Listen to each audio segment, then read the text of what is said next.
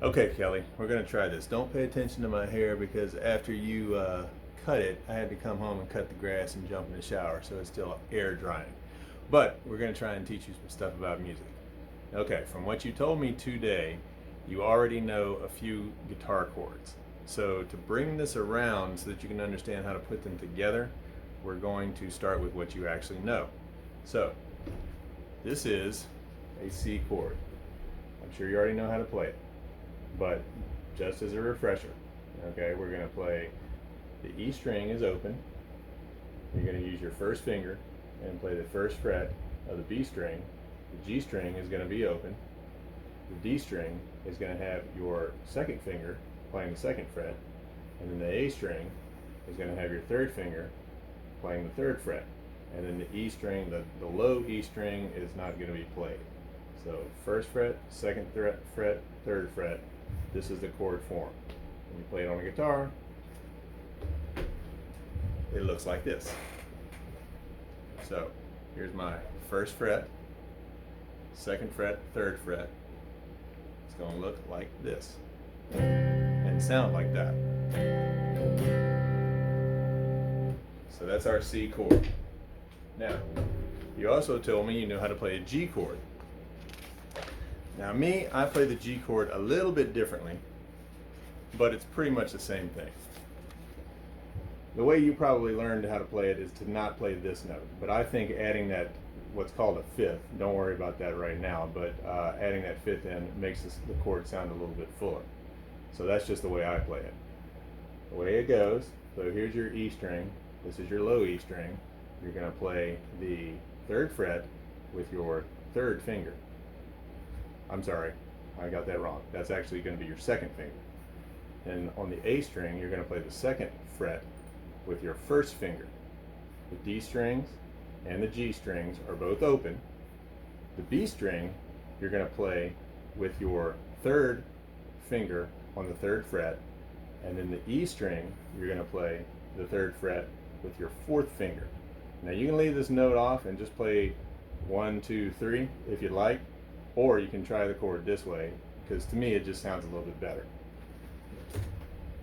Now when you play that chord, it looks like this. Again, here's my first fret, second fret, third fret. And that's how the chord sounds. See it from the side, see it from the front. Or you can take this finger off and play it like this, might be the way you learned it. Sounds pretty much the same. I just like it with that added note in here, this added D on the B string. Okay, now the chord you were telling me you didn't know how to play yet, which is going to be integral to this little lesson, is the F chord. Now with the F chord, it looks like this, okay? Just like with the C chord, your low E string is not going to be played, okay? Starting from the top though, your high E string and your B string, you're going to have your first finger laid down over both of these strings on the first fret, okay? And then you're going to take your second finger and put it on the second fret of your G string. And then this is going to, it sounds tricky, but it's not really that hard to do. But on the D string, what you're going to do is you're going to be using your fourth finger to play the third fret on the D string, and then your third finger to play the third fret on your A string. And the chord shape is going to look something like this.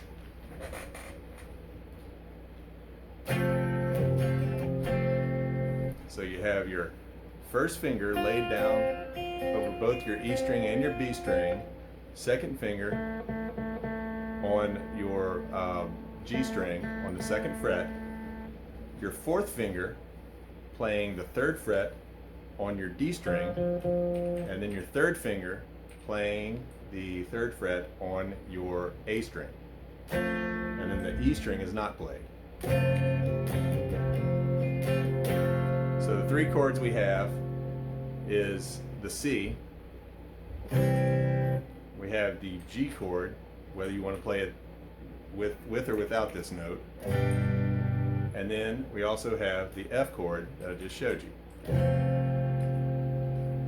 Okay. Now, what you wanted to know, and what you asked me about, was how to put these chords together. So in order to do that, and so that I can show you a little better how it works, we're going to move over to the piano. Because, yes, we're trying to learn this on the guitar, but you need to have some kind of a frame of reference. And the truth is, the guitar is just not laid out so that you can easily see things. However, the piano is very linear. You can see all in a line, how all the notes line up. Now, a couple things before we get started on this. There are only 12 notes to use, period. No more, no less. 12 total notes. Now, notes that actually have a letter name, where it's just a letter name, there's only 7 of those. It goes A, B, C, D, E, F, and G. Those are your 7 notes, 7 natural notes. When you get to a note, the next note above this G, it actually repeats. It goes back to A. So then you go again, A, B, C, D, E, F, G. That's how notes work. Now if you're looking at a piano keyboard, and I'm going to tilt you down so you can see mine. The notes we were talking about, A, right here,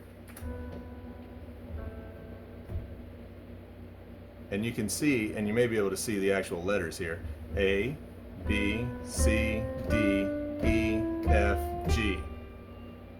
And the next note is A again. Now these are just white keys. Now if you want to look at any keyboard anywhere, white keys mean natural notes, okay? And if we just play up these white keys from starting from A, going all the way up to the next A, it sounds very sad. That is called an A minor key. Now don't worry about the A minor part right now, but what I do want you to realize is anytime you go up a scale, in this case we're starting with A, it's 7 notes that make up the scale. The 8th note is the same note, just what is called an octave higher. Now if you look at this keyboard, you probably notice something. Let me get this so you can kind of see it a little better. There's a repeating pattern. Throughout the entire keyboard, it's nothing but white keys that go from the bottom to the top. There's just a big string of white keys. Interspersed within those white keys is a repeating pattern. 2 black keys, then 3 black keys, then 2 black keys, then 3 black keys, then 2 black keys, then 3 black keys. Whenever I tell you something like the key signature, or the key of C major, or the key of A minor, or anything like that, all that means, if you wanted to say it as simply as possible, is if you're looking at a piano, how many of these black keys do I have to worry about? So in the key of A minor, now what we're going to do is we're actually going to move to C major. So let's go ahead and move to C major now. In the key of C major, it's the same as A minor. You don't have to fool with any black keys. So it's real easy to see what we're doing. So in the key of C major, if I do the same thing that I did with A minor, which is just walk up the white keys, starting with C, and this is your C.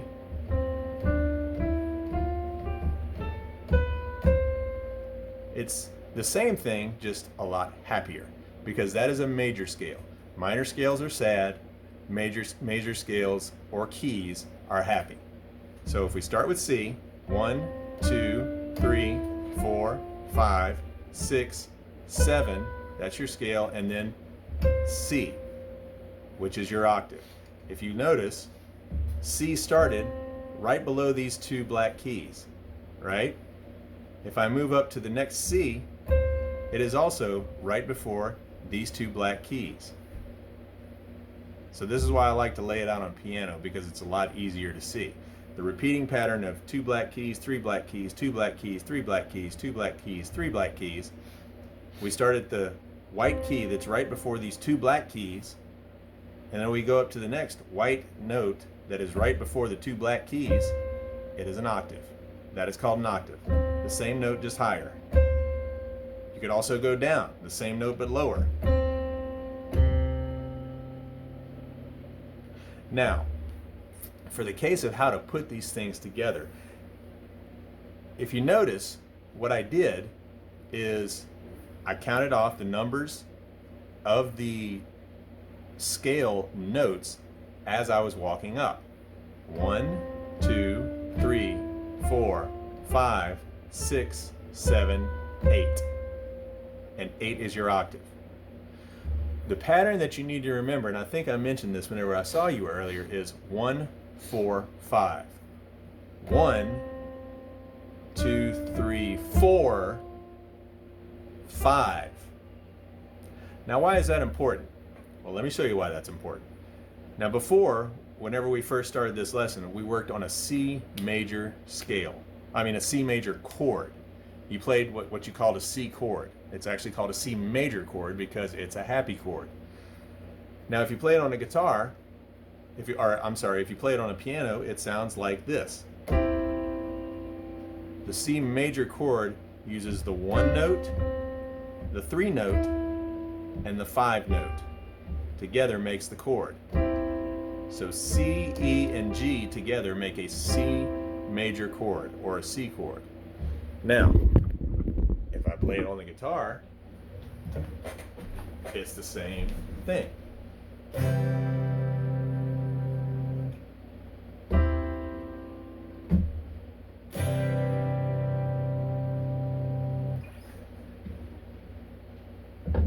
Now, if I go up to F,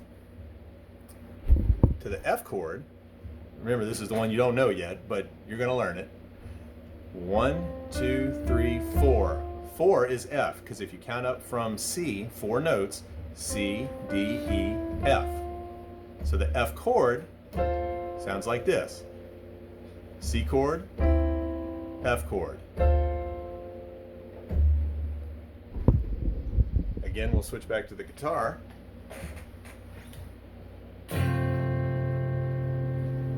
So the F chord.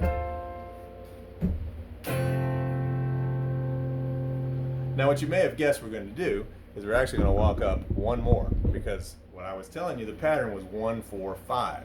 Well, if you count up from C, 5 notes, C, D, E, F is your 4, G. G chord. G chord on the piano. Okay? So if you look at any song that you like, more or less, most Western music is going to follow a very predictable pattern. It's going to go from the 1, which is also called the tonic, to the 4, which is called the subdominant, then to the 5, which is called the dominant. Almost every song you ever hear anywhere, now there's going to be other things interspersed in there in different notes and other chords. There's going to be some sad chords mixed in with happy chords and whatever else. But what we as people want to hear is something called resolution. And all songs do this. They start with a 1, which is our tonic, which is our home base. You can think of it as that. And you always want to get back to your home base. So that's usually where you may start there or somewhere else, but in the end, you want to get back to your home base. And in this case, with the chords that we're talking about, our home base is the C chord, the C major chord. So the way you put these things together in its most simplest form is 1, 4, 5. Or in the case of what we're doing right now, C, which is your 1, F, which is your 4, G, which is your 5. Okay? So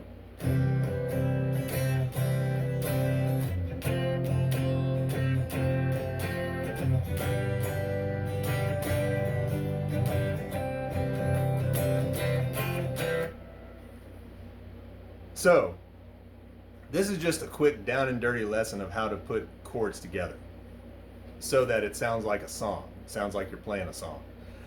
Now, you can do this using major keys or minor keys, but right now we're just going to focus on these major keys. Now I'm not sure what chords you actually know or don't know, but what you can do if you just want to do some experimenting with this yourself is take the chords that you know. Like, we already know that you know G, so do the same thing with G. You know no notes are going to go any higher than G, so G, A, B, C is your 4. So in the key of G, meaning we're starting on G, G, A, B, C is your 4, D is your 5. Okay? So just like in the key of C major, we played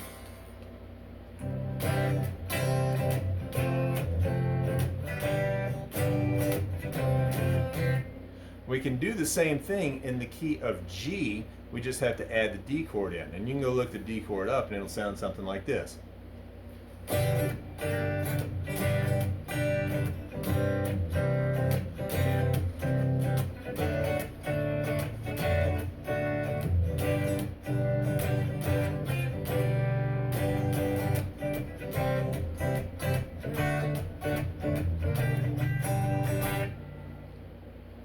So that's a predictable pattern that you can kind of go off of. Now, what you're going to run into if you do start doing that and experimenting is you're going to run into some situations where you're going to need flatted or sharp chords. So if you know A flats or E flat or D flat or D sharp or F sharp or any of those kind of chords, or if you know how to play bar chords or something like that, that'd be a good way to do it too. But those may come into play once you start doing a little bit of experimenting. But those are easy to find. I mean, you can get on Google and find any chord shape that you want pretty much, just to give you something to work on. But for right now, try and learn that F chord. See if you can get to where you can play it cleanly, where all the notes are sounding whenever you play the chord, and then see if you can start playing a pattern like this.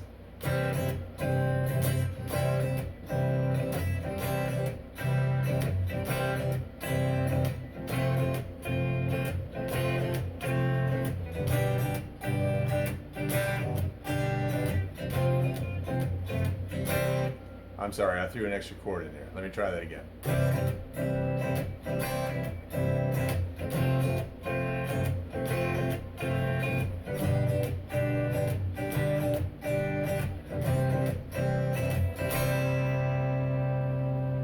Now, whenever I played that and actually threw that extra chord in, that was actually an F chord, which you're learning anyway. So you can kind of throw that in the middle just to give it a little bit of interest as well. But try to work on that, see how you can do with it, see if you can kind of feel your way through it and figure out what I'm showing you. And if you do have any questions, you know how to reach out to me. You got my phone number, so just text me any questions you got. And yeah, go ahead and try and make some music. And if you get that down, maybe we can try something else. All right, Kelly. Talk to you later.